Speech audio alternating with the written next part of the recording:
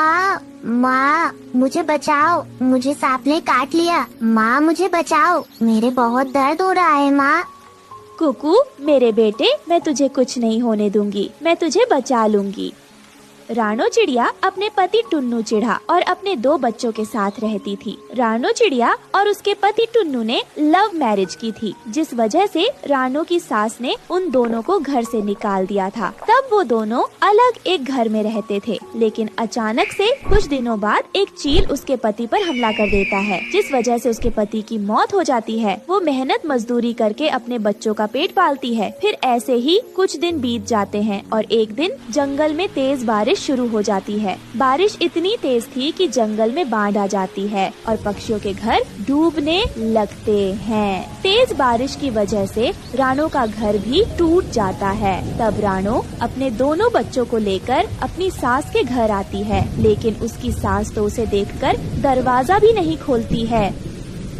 माँ जी दरवाजा खोलिए प्लीज, माँ जी हमें कुछ दिनों तक अपने घर में रख लीजिए, हमारा घर इस तेज बारिश में टूट गया है, माँ जी प्लीज दरवाजा खोलिए।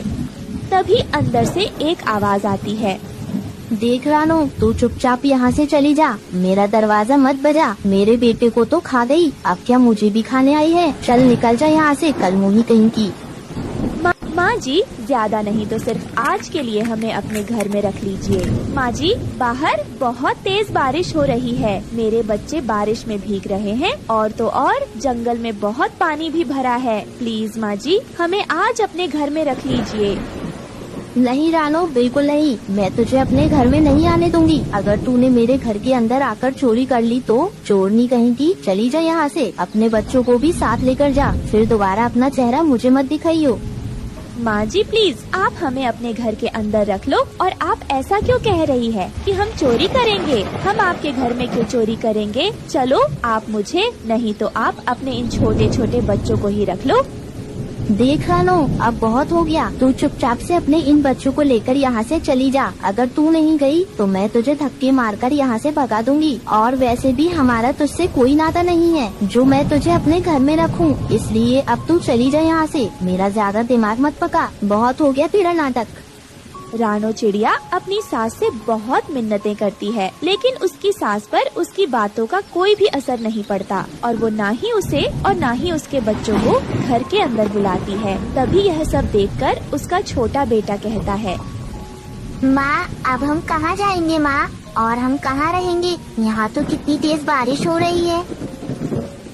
मेरे बेटे तुम चिंता मत करो, सब ठीक हो जाएगा। हाँ याद आया, मैंने आज सुबह लाडो की बातें सुनी थी। वो कह रही थी कि दूसरे जंगल में बारिश नहीं हो रही है, तो हम ऐसा करते, हम भी दूसरे जंगल ही चलते हैं, क्योंकि अब हमारे पास वहाँ जाने के सिवाय और कोई रास्ता नहीं है। मम्मा क्यों ना हम इस जंगल में किसी पेड़ के नीचे रहे तो? नहीं कुकू बेटा, अगर ऐसे हम रहेंगे तो जंगल के पक्षी हमें रहने नहीं देंगे, वो हमें ताने देंगे, इसलिए अब हमें यहाँ से दूर जाना होगा। और वैसे भी भगवान ने जो हमारे नसीब में लिखा है वो तो होकर ही रहेगा। फिर रानो चिड़िया अपने दोनों बच्चों को लेकर पहाड़ों वाले जंगल की तरफ जाती है। वहाँ पहुँचकर वो तीनों देखते हैं कि वहाँ तो खाने के लिए पेड़ों पर बहुत से फल भी लगे हुए थे। मम्मा अब तो हम यहाँ आराम से रह सकते हैं और हमें यहाँ खाने की भी कोई परेशानी नहीं होगी, क्योंकि इन पेड़ों पर तरह तरह के मीठे फल लगे हुए हैं। हम इन्हें खाकर अपना पेट भर लेंगे और हम आराम से रहेंगे। हाँ माँ, गुड़िया बिल्कुल ठीक कह रही है। और तो और इस जंगल में बाढ़ का पानी भी नहीं आ सकता है, यहाँ तो पेड़ पौधों की ठंडी हवा है। माँ अच्छा हुआ कि उस जंगल में बाढ़ आ गई, कम से कम हम इतने अच्छे जंगल में तो आ गए, अब हम यहाँ आराम से रह सकते हैं। बेटा बाढ़ आना अच्छी बात नहीं है, क्योंकि बाढ़ में जान और माल दोनों का ही नुकसान होता है। अच्छा ही हुआ कि हम इस जंगल में आ गए, नहीं तो हम जिंदा नहीं बचते। लेकिन हमें यहाँ रहने के लिए एक घर बनाना होगा, क्योंकि इस जंगल में जंगली जानवर भी रहते होंगे कहीं। लेकिन मम्मा हम घर बनाएंगे किससे? बेटा हम लकड़ियों और घास फूस वगैरह से अपना घर बना लेंगे। हाँ माँ, मैं अभी पेड़ के ऊपर चढ़कर लकड़ियाँ तोड़ता हूँ। नहीं मेरे बच्चों, पेड़ में भी तो जान होती है और हम उन्हीं की वजह से जीवित रह पाते हैं और सांस लेते हैं और वही हमें खाने के लिए फल भी देते हैं। तो हमें उन्हें ऐसे काटना या तोड़ना नहीं चाहिए, यह गलत बात होती है। बेटा, हम जंगल में से सूखी लकड़ियाँ ढूंढेंगे और उन्हीं से अपना घर बनाएंगे। इस जंगल में हमें बहुत सारी सूखी लकड़ियाँ मिल जाएंगी। फिर रानो चिड़िया अपने बच्चों की मदद से लकड़ियाँ इकट्ठी करने लगती है और कुकू भी नदी की तरफ घास लेने चला जाता है। तब रानो उसे आवाज लगाकर कहती है, कुकू मेरे बेटे, तुम वहाँ अकेले मत जाओ। पहले हम लकड़ियों से घर बना लेते हैं, फिर बाद में हम दोनों साथ जाएंगे घास लेने। लेकिन कुकू तो अपनी मम्मा की बात नहीं सुनता और वो अकेला नदी की तरफ आ जाता है। तभी वो जोर से चिल्लाने लगता है, मम्मा मम्मा जल्दी आओ, मम्मा जल्दी आओ। फिर रानो और गुड़िया जल्दी से कुकू के पास आती है।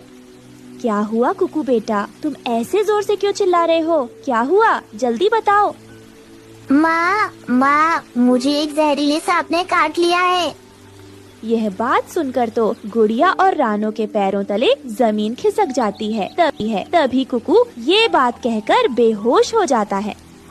कुकू मेरे भाई, तुम्हें क्या हो गया? उठ जाओ, क्या हुआ तुम्हें?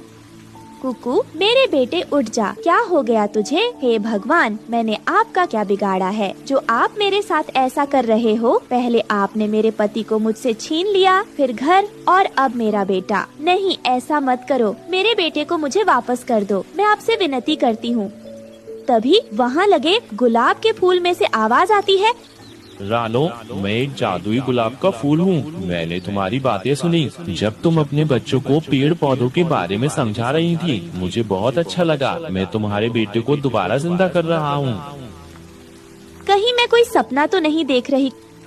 रानो, तुम कोई सपना नहीं देख रही हो। तुम जो कुछ भी सुन रही हो सब कुछ सच है। मैं अभी तुम्हारे बेटे को जिंदा कर देता हूँ और तुम्हारे सामने जादुई गुलाब का एक घर बना देता हूँ। बस तुम अपनी आंखें बंद कर लो और जैसा घर तुम बनाने के लिए सोचोगी वैसे ही घर तुम्हारे सामने बनकर तैयार हो जाएगा।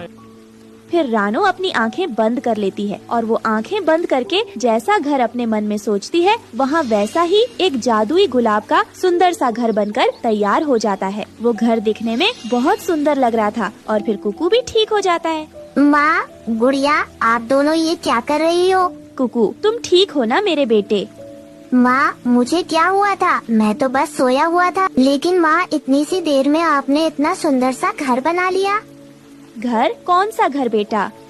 फिर जैसे ही रानो सामने की तरफ देखती है तो वहाँ उसे एक सुंदर सा विशाल जादुई गुलाब का घर दिखाई देता है। जैसा रानो ने सोचा था वैसा ही। मम्मा, ये घर तो बहुत अच्छा है और ये बिल्कुल फूलों की तरह महका रहा है। हाँ बेटा, क्योंकि ये जादुई गुलाब का घर है। फिर इस तरह से रानो अपने दोनों बच्चों के साथ अपने जादुई गुलाब घर में खुशी खुशी रहने लगती है। दोस्तों, आपको हमारी आज की कहानी कैसी लगी? हमारी कहानी को लाइक करें, कमेंट करके अपनी राय हमें दें। आपके कमेंट और लाइक हमारे हौसले को बढ़ाते हैं। अगर आप